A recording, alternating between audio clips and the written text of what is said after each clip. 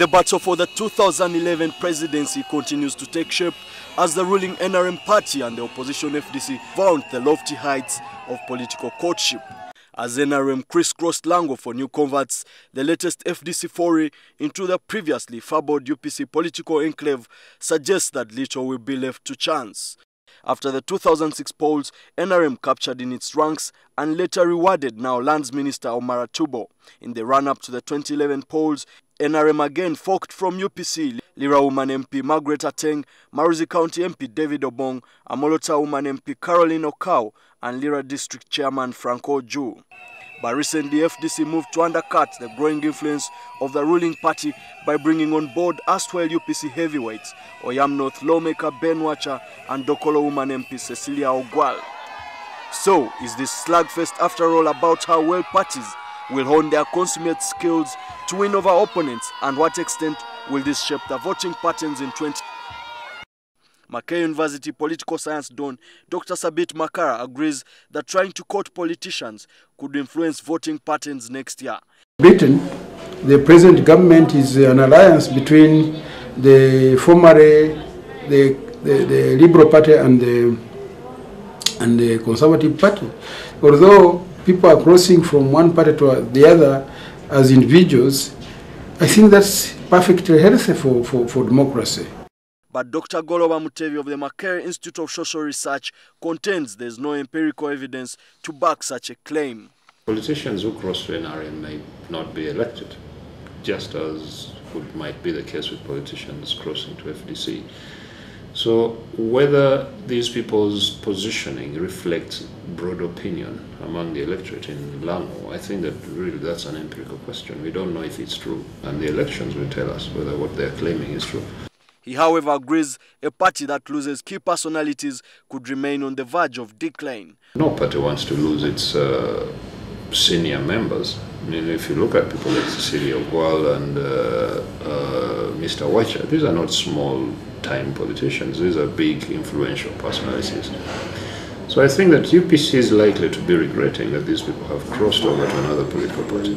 For long, NRM has played ping-pong with the opposition, dangling a carrot at influential figures to join the party.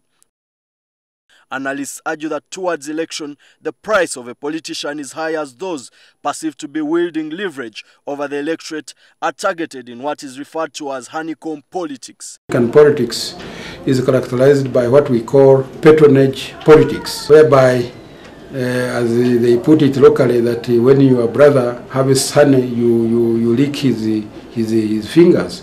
I think that is the kind of politics that we have here.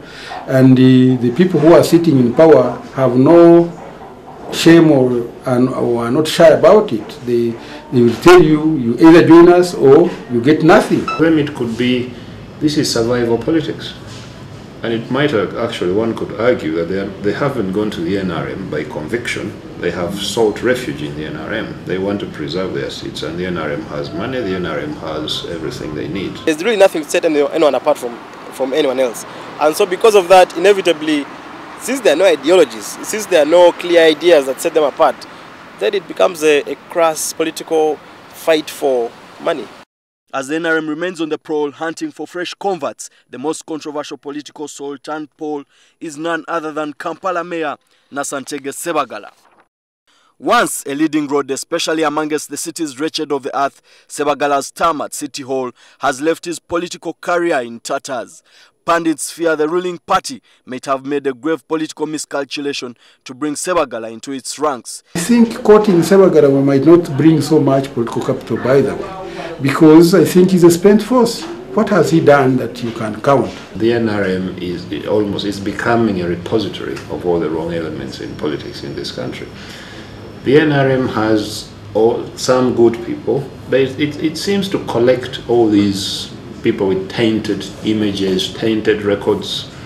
And I think that within the NRM, as I was told by an NRM official not too long ago, they believe that everybody has a good side. So if they do something wrong, you don't discard them because they've done something wrong. But it's likely Sebaggala will neither be the first nor the first to join the ruling party in its quest to stay at the helm.